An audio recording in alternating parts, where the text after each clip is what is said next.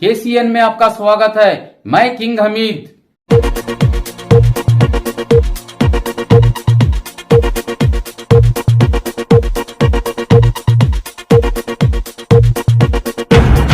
Of India के जानिब से पूरे कर्नाटक में we the people of India ಭಾರತೀಯರಾದ ನಾವು होकर जो हमारे रिपब्लिक डे का सेलिब्रेशन तमाम कर्नाटका स्टेट में हर गांव में पार्टी बना लेकर है। इस खुशी का मौके पर अब तमाम लोगों को मुबारकबाद देते हुए आज का इस रिपब्लिक डे का चंद बात आपका सामने रखता हूं। देखिए, ब्रिटिशों का जो हुकूमत के बाद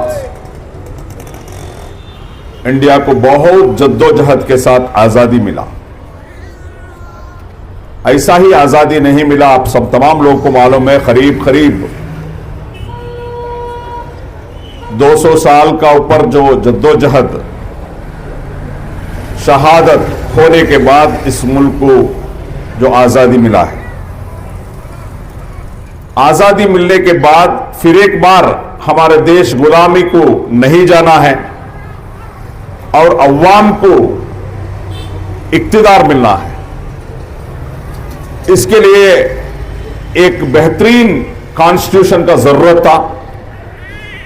उस कॉन्स्टिट्यूशन को डॉक्टर बाबा साहेब अंबेडकर साहब ने हम लोगों को दिया और इस कॉन्स्टिट्यूशन को हम अपनाए। उस दिन को हम लोग हर 26 जनवरी को हम लोग इसको सेलिब्रेशन करते आए।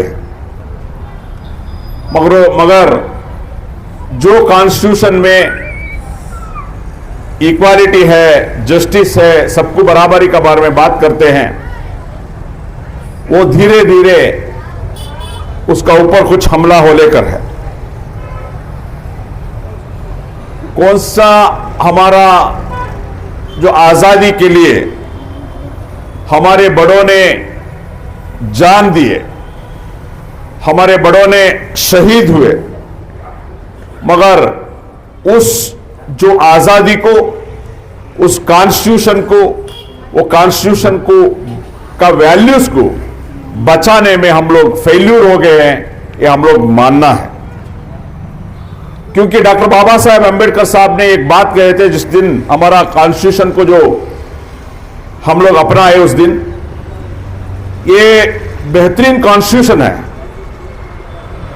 अगर इस कॉन्स्टिट्यूशन को जारी करने जगह या पार्लियामेंट या असेंबली में अगर ईमानदार लोग, सही लोग, सच्चे लोग, अच्छे लोग नहीं गए तो कितने भी बेहतरीन मेरा कॉन्स्टिट्यूशन रहा तो भी कोई फायदा नहीं। आज हम लोग को देखने को आला है जो धर्म का आधार पर जो नफरत का, धर्म को नफरत वजह से, धर्म का नफरत, जात का नफरत करते हुए जो नरेंद्र मोदी 2014 में हुकूमत आने के बाद जो विविधता में एकता जो बोलते हैं हम लोग, विविधता एकते, वो छोड़कर पूरा एक रूप होना है बोलकर बोलते हैं। अभी हमारे पृथ्वी साहब ने बताए, एक देश एक लैंग्वेज होना चाहिए, एक इलेक्शन होना चाहिए, एक धर्म होना चाहिए, एक पार्टी होना चाहिए। ये मल्टी पार्टी भी नहीं रहना है, 2 ही पार्टी रहना है, ऐसा ही एक चले कर। तो ये सब, ये जो भी बात जो बोल रहे हैं, ये हमारे डेमोक्रेटिक सिस्टम का खिलाफ है, संविधान का खिलाफ है।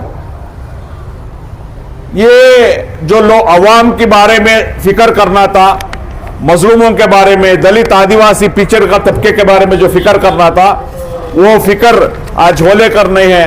खाली कभी हिंदू मुस्लिम ऐसा हो लेकर है।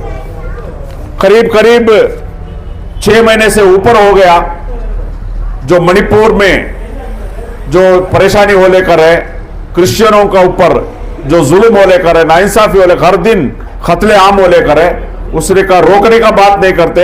नरेंद्र मोदी जी एक बार भी विजिट नहीं करे वहां, एक प्रधानमंत्री होकर।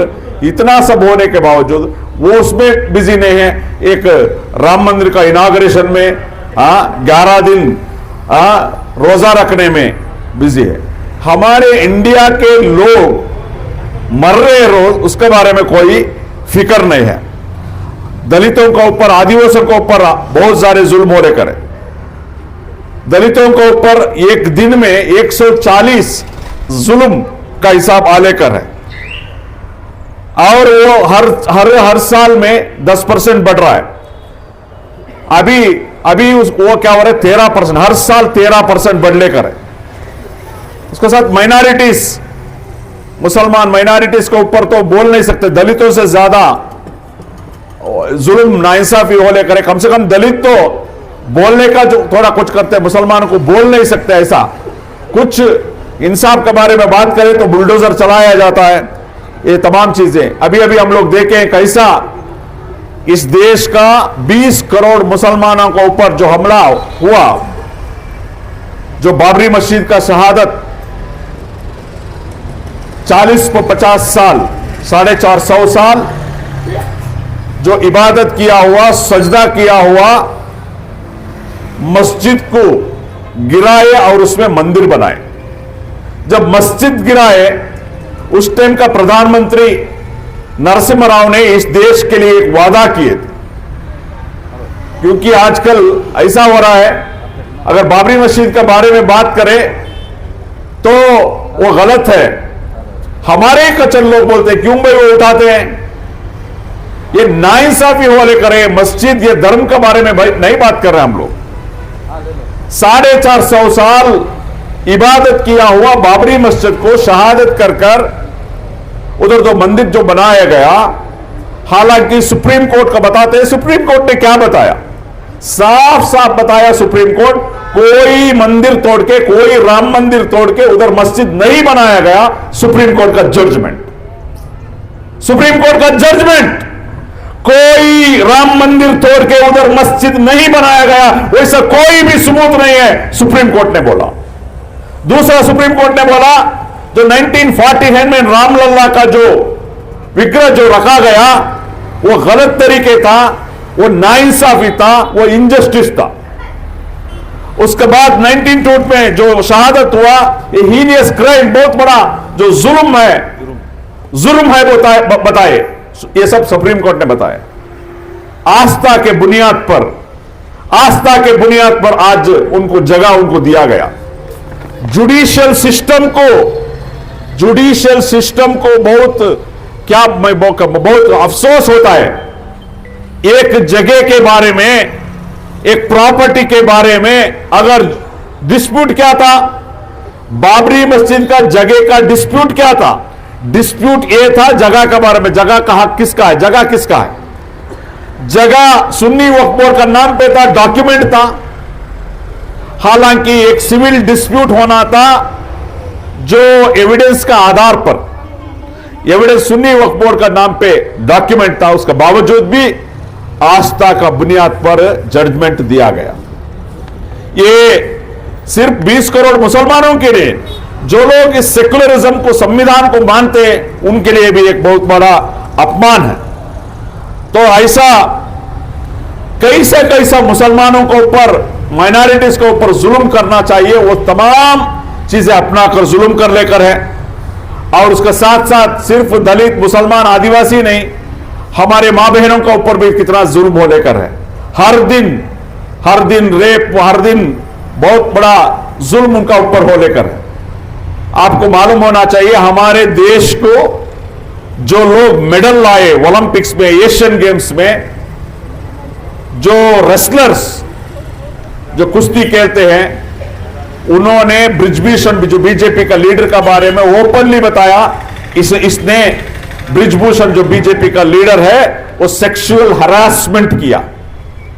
2 एफआईआर होगा, 2 एफआईआर होने के बावजूद कौन कंप्लेंट करे, एक आम हमारा बहन नहीं, इस देश के लिए विदेशों में जाकर मेडल लाया हुआ, गोल्ड मेडल लाया हुआ लोग, उनके हमारे रेसलर्स कंप्लेंट किए, एफआईआर किए। इस देश का 140 करोड़ का सामने आकर मीडिया में बोले, इस जालिम ने हमारे ऊपर जुल्म किया, हमारे ऊपर सेक्सुअल हरासमेंट किया।